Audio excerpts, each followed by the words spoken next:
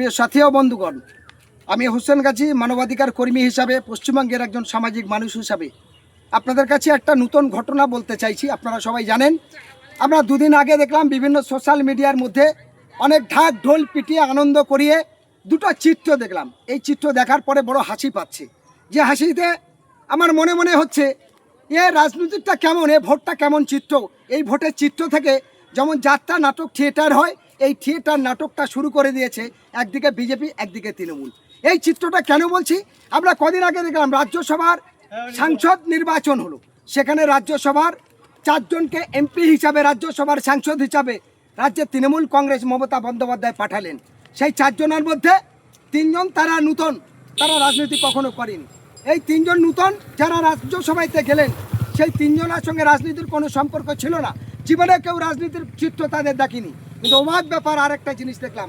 সেই অবাক ব্যাপার কি, আমরা দেখলাম মুফতি আব্দুল মাতিন, অল ইন্ডিয়া সুন্নতি জামাতের নেতা, তার সকালবেলা তৃণমূল কংগ্রেসের বড় ঝান্ডা ধরে দেখালো, ওই দেখো কত দাড়িওয়ালা টুপিওয়ালা মুসলমান তারা তৃণমূল করছে। বলে ওই মুসলমান বলে শুধু মুফতি আব্দুল মাতিন নামটা আছে বলে ওর হাতে ঝান্ডা ঝরিয়ে দেয়, বড় বড় ছবি নিলেন। নেওয়ার পরে তাকে বিকালবেলা প্রার্থী হিসাবে ঘোষণা করলেন। মানে মুসলমান বলে এটা করাবে, হিন্দু বলে ঝান্ডা ধরানোর দরকার নেই। এই সাম্প্রদায়িক রাজনীতি কে করছে? মমতা বন্দ্যোপাধ্যায়। আবার দেখলাম কাসেম সিদ্দিকী, তাকে দিয়ে একদম মেলার মতো উৎসব করালেন। কার? নূর আলম। আর কার দেখলাম আমি, আপনার মঞ্জু লস্কর। তারা কি করতেন? হ্যাঁ, আইএসএফ এ দাঁড়িয়েছিলেন। দুটো পাগল, যাদের কোনো মূল্য নেই, যাদের পশ্চিমবঙ্গে কোনো লড়াই আন্দোলনে মানুষ দেখেনি, যাদের রাজনৈতিক পরিচয় আইএসএফ, তাদের নেতৃত্বে কোনো আন্দোলন করেনি, উকিল হিসেবে কোনোদিন কোনো মামলা ফ্রি লড়েনি, স্বার্থপর মানুষ। মমতা বন্দ্যোপাধ্যায়ের হাত ধরে লোভ দেখালেন কাসেম সিদ্দিকী, তাদের নিয়ে দক্ষিণ 24 পরগনা বাদ রাখলেন, কলকাতা বাদ রাখলেন, নিয়ে গেলেন উত্তর 24 পরগনা আমডাঙ্গায়। ওখানকার মুসলমানদের বোকা বানানোর জন্য পতাকা হাতে দিয়ে ছবি তুললেন। ফলে বুঝতে হবে আজকের বাংলার রাজনীতি কীভাবে হচ্ছে, সম্পূর্ণ দ্বিচারিতা। ফলে বাংলার মুসলমানদের কাছে বলতে চাই, বাংলার হিন্দুদের কাছে বলতে চাই, এই মমতা বন্দ্যোপাধ্যায় রাজনৈতিক কেরিয়ার জায়গায় একবার ভাবুন। যারা বলছে মুসলমানের নাকি মসিহা মমতা বন্দ্যোপাধ্যায়, আর সেই মুসলমানদের জন্য যদি বলি, আজ আনএডেড মাদ্রাসার মানুষেরা এই প্রাকৃতিক গরমে প্রায় 6 মাস ধরে কলকাতায় সল্টলেক সিটি সেন্টারে আন্দোলন করছে।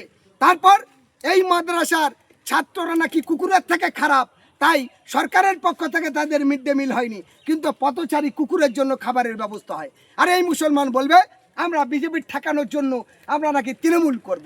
ফলে এই বিজেপিকে এনেছে কে? তার নাম মমতা বন্দ্যোপাধ্যায়। বিজেপির জোটে 3 বার মন্ত্রী হয়েছে, তার নাম মমতা বন্দ্যোপাধ্যায়।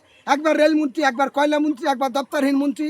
ফলে এই বিজেপি সাহায্য করার জন্য আসামে প্রার্থী দিয়েছে, এই বিজেপি সাহায্য করার জন্য আপনার উড়িষ্যায় প্রার্থী দিয়েছে। ফলে বাংলায় তাদের দলের নেতাদের কাছে টাকার পাহাড় পাওয়া যাচ্ছে।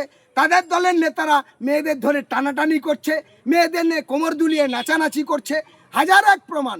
ফলে আমি আপনাদের বলছি, এদের দ্বারায় অর্থগতি ক্ষমতার জন্য মানুষের জীবন নিয়ে খেলছে। যদি জীবন গড়তে হয়, আমি আপনাদের দায়িত্ব এনে বলছি, স্বাধীন দেশের জনগণকে পরাধীন করছে, তার নাম বিজেপি, তার নাম তৃণমূল। গণতন্ত্রের নামে দলতন্ত্র রাজত্ব করছে, তার নাম তৃণমূল, তার নাম বিজেপি।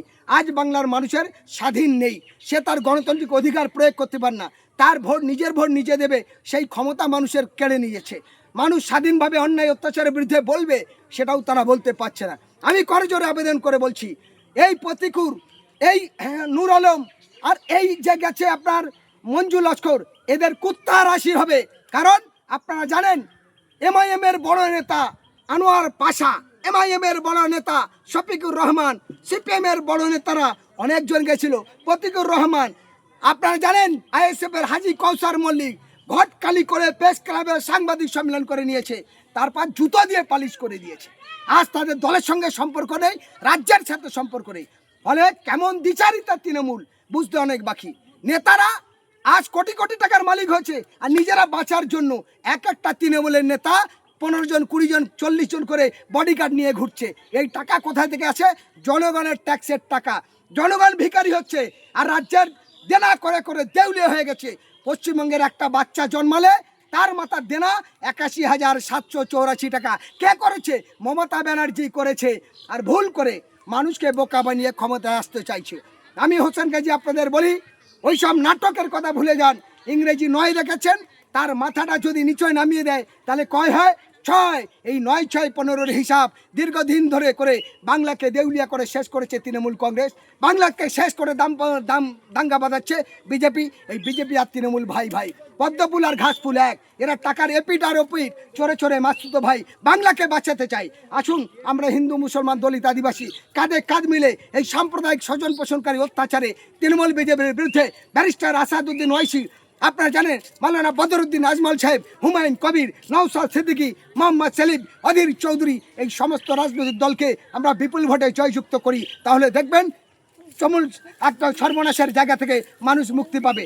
আমি আবেদন করব, মালদা মুর্শিদাবাদের মধ্যে কংগ্রেসের যোগ্য নেতার ভোট দিন।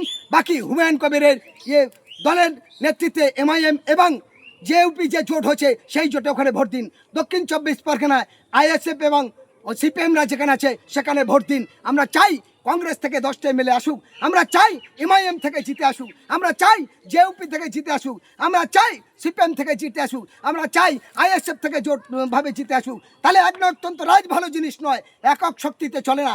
বহুদলীয় মতে, বহু মানুষের মতে যদি ছটে হয় তাহলে আমরা জাতি ধর্ম বর্ণ নির্বিশেষে নিঃশ্বাস ফেলবো, বাঁচবো, গণতান্ত্রিক অধিকার প্রয়োগ করতে পারবো। যে গণতান্ত্রিক অধিকার এই তৃণমূল দেয় না, যে গণতান্ত্রিক অধিকার এই CPMরা, এই আপনার বিজেপিরা দেয় না। মানুষের নামে মিথ্যা মামলা, রাতার মধ্যে ঘর। আপনারা দেখেছেন দুদিন আগে ভাঙড়েতে একটা মহিলাকে উলঙ্গ করে পেটানো হয়েছে। তার বাড়ি থেকে শওকত মোল্লার গ্রুপে শফিক আহমেদ ওরফে শুভ, তার বাড়ি থেকে সোনা, 12টা গরু, 30 লক্ষ টাকার সম্পদ চুরি করে নিয়ে গেছে, লুটপাট করে নিয়ে গেছে। কলকাতা পুলিশ ঘুমাচ্ছে, বাংলার তৃণমূল ঘুমাচ্ছে। এরাই বলে মুসলমান দর্দি, আর একটা মুসলমান মায়ের ইজ্জত লণ্ঠন হচ্ছে। কেন হবে এই অন্যায়? কেন হবে এই অত্যাচার? আমরা জানতে চাই। ফলে আমি আপনাদের উদ্দেশ্য বলি, আজ মোফাক্কের ইসলাম ইনসাফ বাংলার সাংবাদিক একরামুল বাগানির যে জঙ্গি বলছে কে? মমতা বন্দ্যোপাধ্যায়। ওগো বাংলাভাষী দলিত আদিবাসী, ওগো বাংলাভাষী মুসলমান, তোমরা প্রতিবাদ করবে না? তোমরা রাস্তায় নামবে না? জানতে চাই। আমার বিবেক বলে, আমার মন বলে, এই অত্যাচারীদের বিরুদ্ধে রুখে দাঁড়ান। এরা আপনাকেও জঙ্গি বানাবে, আপনার ছেলে সন্ত্রাসী করবে, আপনার ছেলেকে গুন্ডা বানাবে। এই ধোঁকাবাজ রাজনীতিবিদদের বিরুদ্ধে বাংলাকে বাঁচান, দেশকে বাঁচান, দেশের গণতন্ত্রকে বাঁচান। এ দায়িত্ব আপনার আমার সকলের। তাই সবাই ভালো থাকুন। আগামী 29 এপ্রিল, 23 এপ্রিল আসছে দিন, তৃণমূল আর বিজেপিকে বিদায় দিন, বিকল্পদের ভোট দিন। এই আবেদন আমি হোসেন গাজী একজন মানবাধিকার কর্মী হিসাবে রাখলাম। ধন্যবাদ।